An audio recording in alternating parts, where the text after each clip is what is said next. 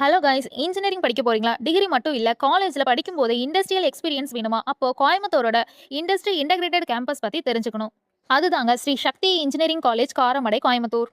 Autonomous institution, AICTE approved, Anna university affiliated, NAAC accreditation institution, industry integrated engineering கேம்பஸ்னு students கிட்ட ஃபேமஸான ஒண்ணுங்க.